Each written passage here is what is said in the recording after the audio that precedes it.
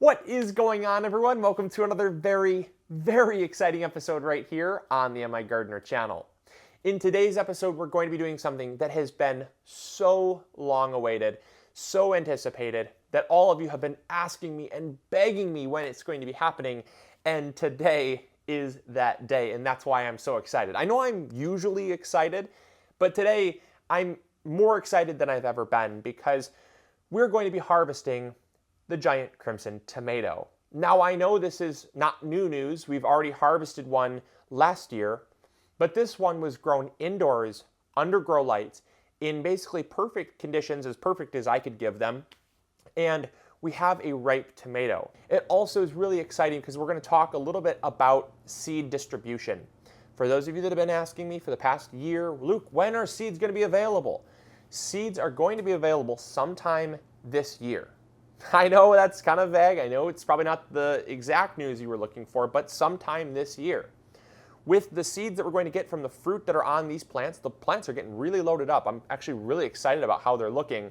Some are looking a little worse for wear, the plants are, because they've been growing for quite some time in less than ideal conditions when it comes to sunlight. Ideally, I'd love to have them in like a greenhouse, but we don't have a greenhouse and we can't put a greenhouse up. So they're underneath these LED grow lights. And, you know, the light's kind of not where it really should be to give them the most amount of energy, but it's still enough to keep them growing healthy and producing fruit, which is great, and that's all I could ever ask for. But with the fruit that we have here, we'll be about 25% of our way towards the goal of having enough seed to provide everyone. So then what we're going to do is we're going to take cuttings from all these mother plants here, because as you know, we're single stemming them. So we've been taking cuttings and we've been rooting them. Here's one that we have rooted right here. This is just a cutting that we took from a sucker. Stick it in soil, root it, and they're growing really great. This one's about a week and a half old.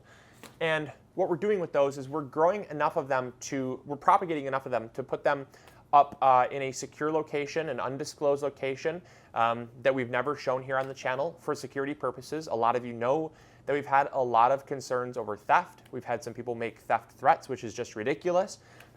So it's going to be in an undisclosed location that we're going to be growing out these plants in an attempt to bring them back to existence. Well, they already are in existence, but bring it back to the market where people can actually grow them, because that's been our biggest mission. We don't really care about the money side of things. People have offered to buy the seeds from us for astronomical amounts of money, and I've turned it all down because I said, you know what, it does not matter about the money. I'm not looking to exploit this. I'm looking to get this genetic diversity back to the hands of people that actually care about it.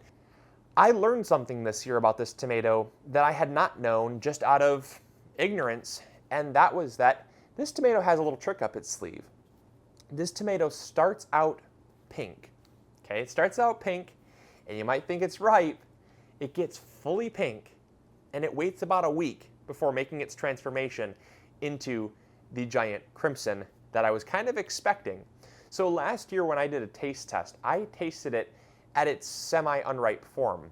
And that's why the taste was slightly underwhelming, or at least I hope it was slightly underwhelming for that reason, because it was a little bland and it was a little watery. There was not a lot of texture and flavor there.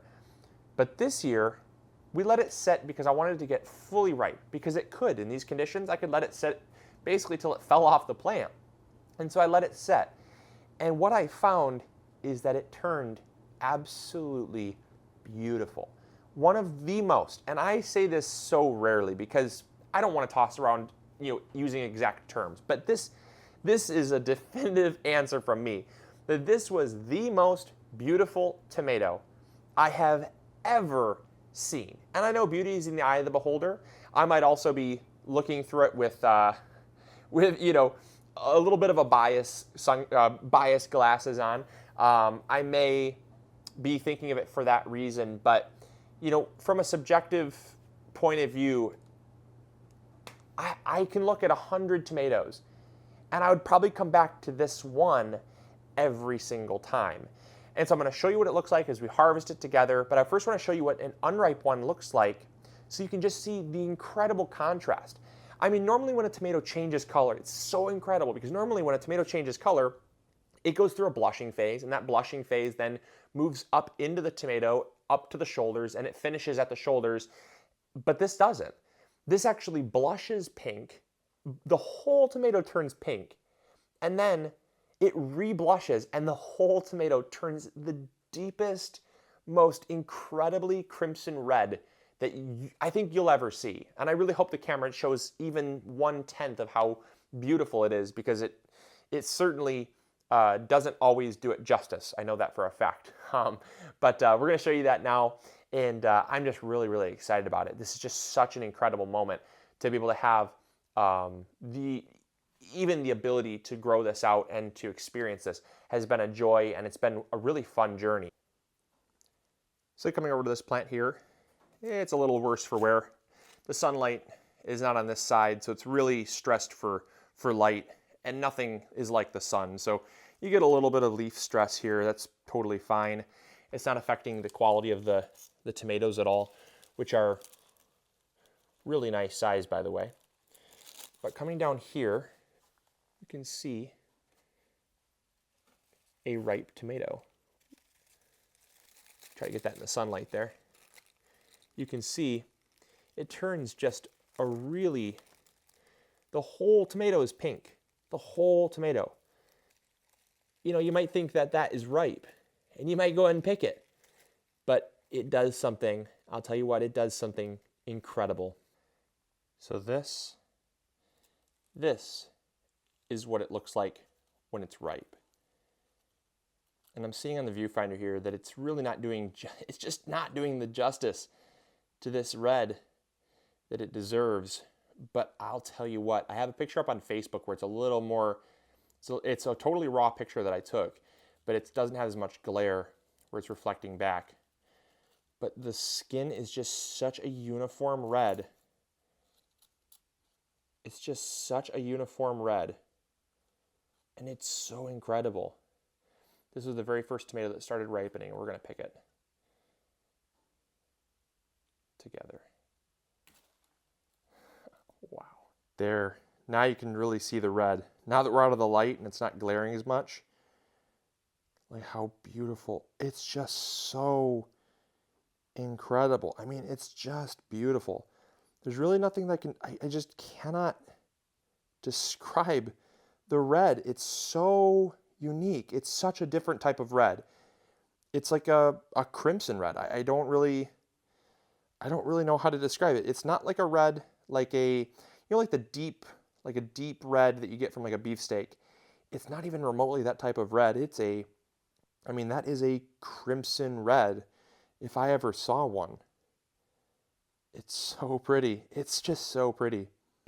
So what I'm going to do is I'm going to do just a cross section, and then I'm going to try to taste it. So here we go. Oh, this is so exciting.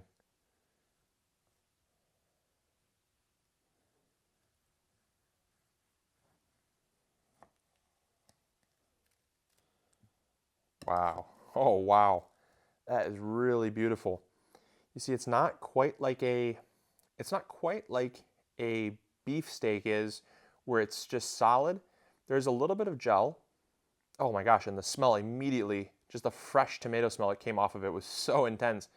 But you can see here, where the pleating is actually some little spaces and holes. It's almost like a combination between a paste tomato and a beefsteak. I mean, it's so unique. And here's the thing that I'm noticing.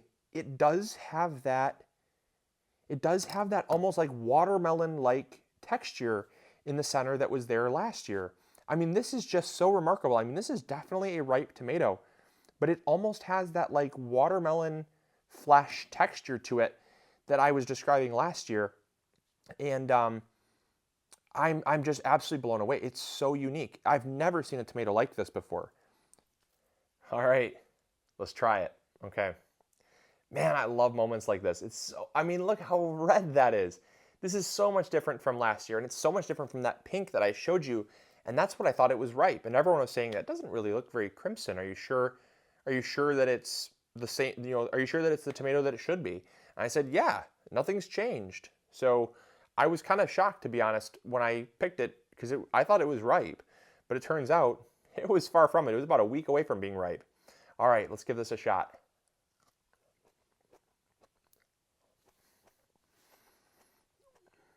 Wow. It's so much different. So it does have that super classic tomato flavor that you look for. I mean, it's really got just that awesome balance of sweet and acidic. But one of the things that I think is just so incredibly unique that I simply can't get away from is that kind of almost like watermelon-like texture. You see, unripe tomatoes sometimes have that. This tomato, it doesn't, it just happens with it. I don't really know how to describe it. It's just in the tomato. As you can see, all of that kind of, what do you call it? That texture there in the center of the tomato, it's just, it's not mealy. It's just got this little texture. It's got a crisp texture to it that when you bite it, you can hear it.